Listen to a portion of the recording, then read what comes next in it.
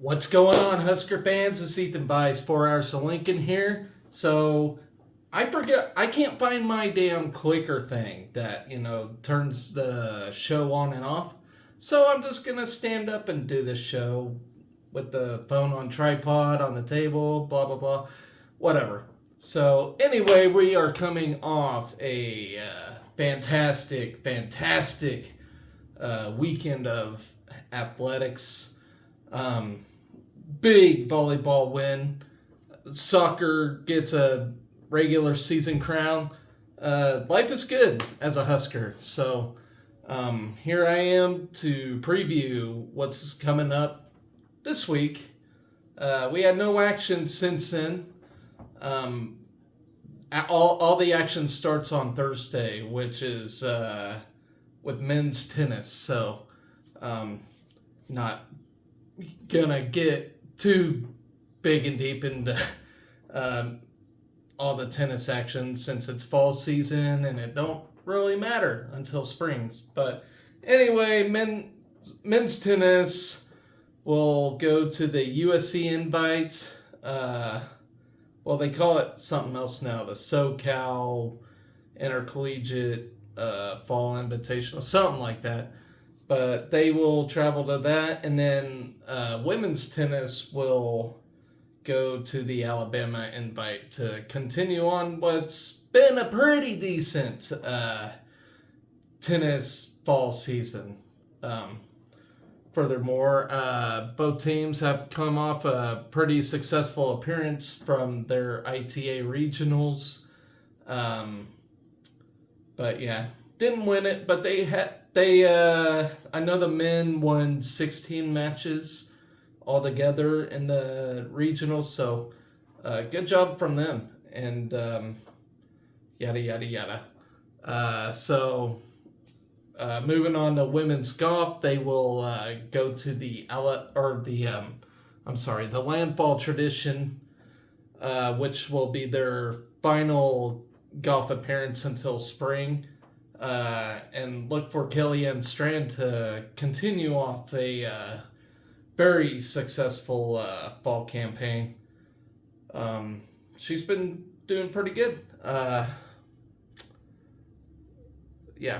From there. So, moving on. We're finally approaching the postseason for cross country. Men and women are going to compete in the Big Ten Championships, which is hosted by Wisconsin this year. The men's side's been pretty decent, but look out, the ladies have a chance to capture the crown this year, led by freshman Berlyn Shutz. But on the men's side, you have Trevor Acton, who appears to be the top dog for the team. So, good luck to both men and women as they go to Wisconsin this year to capitalize on their cross-country season and hopefully bring home some Big Ten titles. Moving on to volleyball, which freaking awesome damn weekend we had against Wisconsin. It just still blows my mind what we did there at the Bob, beating number one Wisconsin. We are now number one, and I am so freaking pumped,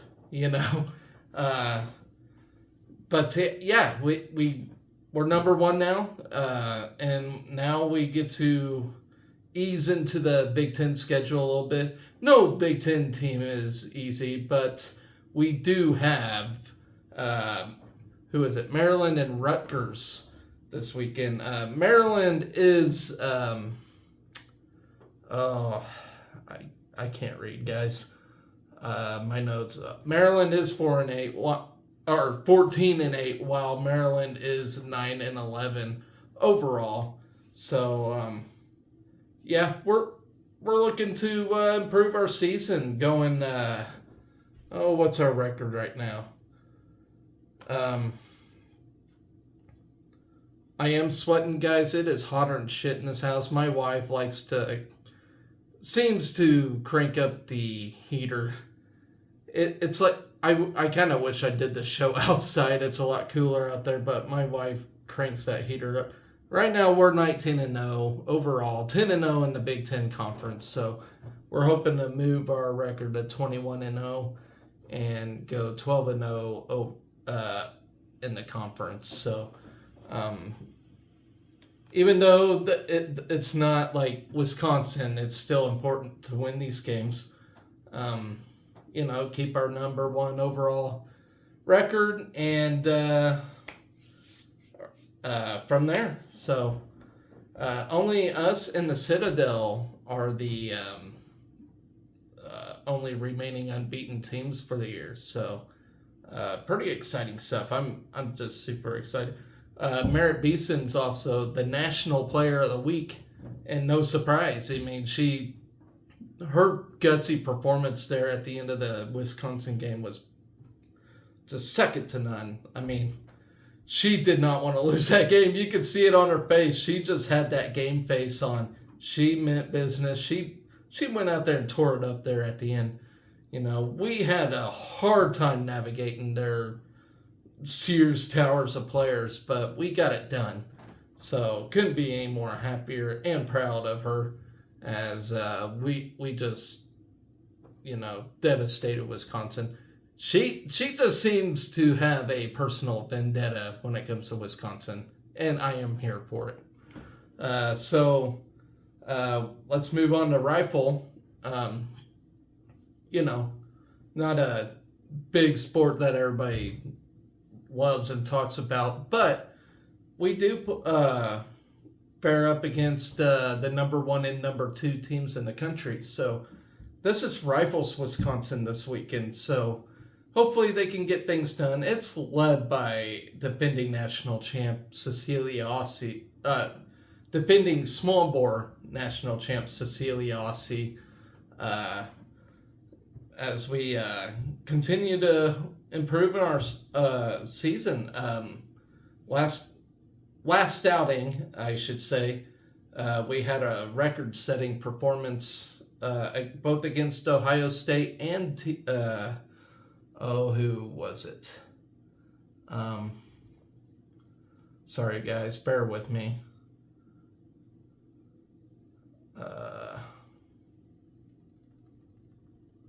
As we went up against Ohio State, who's ranked 12th, and number 6 Air Force.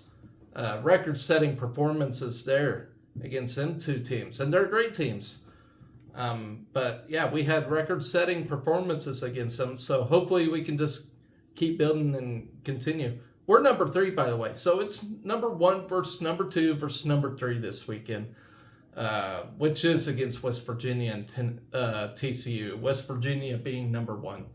So good luck to the ladies. They travel to a neutral site, by the way, so I'm not sure where. It doesn't say anywhere where they're going, but we'll see from there. And then, of course, we got football coming up on Saturday against Purdue. And let me tell you, I'm not nervous about this game like everybody else is. I think we're going to do all right. And I think everybody just saw how Purdue just absolutely shellacked Illinois. And I think Illinois is just a team that lost all the confidence in the world. But I can also see people being nervous because we're very thin on offensive linemen. And all I can say is next man up. I'm excited because, we're going to have guys going out there that has not played very much at all. And sometimes those guys are the best. They want to prove themselves. They're playing with a chip on their shoulder. And that's the kind of guy I want on the football field at all times. So look for that, that Williams guy last week, when he finally got to play, he actually showed up and he performed. So, let's see what our we pretty much got a whole new offensive line this week. And honestly, I don't know their names. Because, you got Ben Scott, you got Turner Corcoran, you got Ethan Piper. They're out. They're injured. So you got these next guys coming up that we don't even know about. But you know what? Power be. Let's see what they got. I'm excited to watch them. They didn't come here to sit on the bench for sure. So let's see what they got. They might surprise us. I'm not really sure if anybody's burning a red shirt or not, and I couldn't really dive deep into that, guys. And actually, if you want to get more in depth and detailed, just listen to Matt Rule's press conferences. Go to Adam Carricker. Go to Coronation. Them guys know a lot better than me. They spend more time knowing these things, but. All I do know is we got some new guys coming up, and we're just gonna see what they got. So Purdue is 2-5. I never really thought I'd see the day when we're worried about a 2-5 team, but here we are. I'm not too worried about them. And defense is going to step up. If anybody's been coaching this group, it's Tony White. And we're going to absolutely dominate their offense. And hopefully we just play for that field position.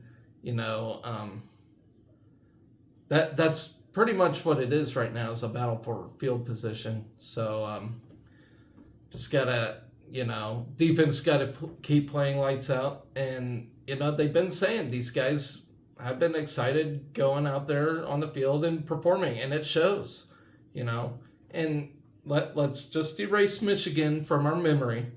Michigan did what Michigan is going to do to the remainder of their schedule, minus Ohio State. But,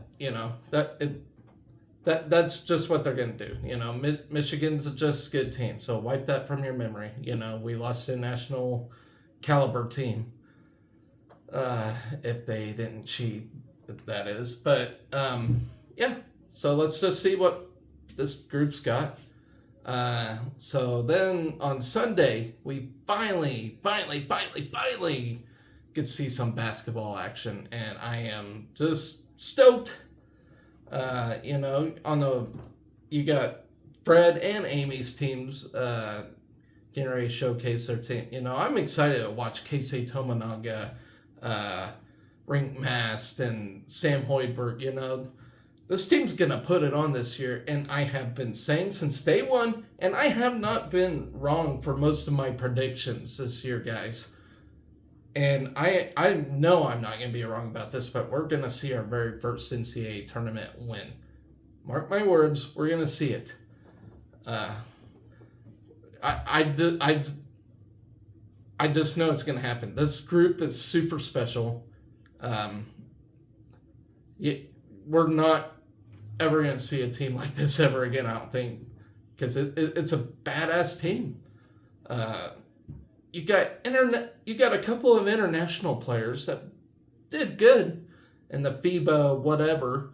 You got Sam Hoiberg, and then not to mention on the women's side, you got Jazz Shelley, you got Maggie Mendelson, you got Allison Widener, you got Alexis Markowski. They're gonna have a special year too.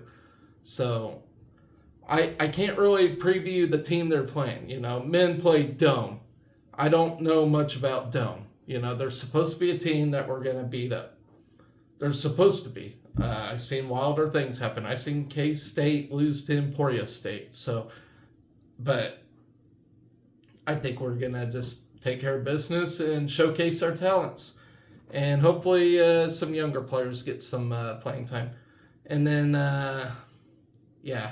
women's basketball actually have an exhibition against Dakota Wesleyan. Like I said, I don't really expect much from Dakota Wesleyan. Should be a team we should beat up. I say that. Of course, crazy things happen. But we'll see. So And then finally on Sunday, soccer will host a Big Ten quarterfinal game against Ohio State, number 7 seed Ohio State. We're the 2 seed, so we win this game, and then we travel to Columbus on the Thursday after, and then for the semis.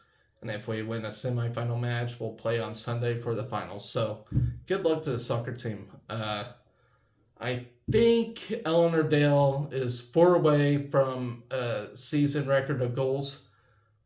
She has 23. The record is 27.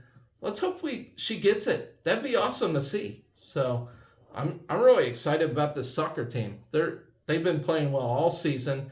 They had a few slip-up games, but they won 6 in a row now. So they're looking like what they did last year when they just turned it on and just started rolling.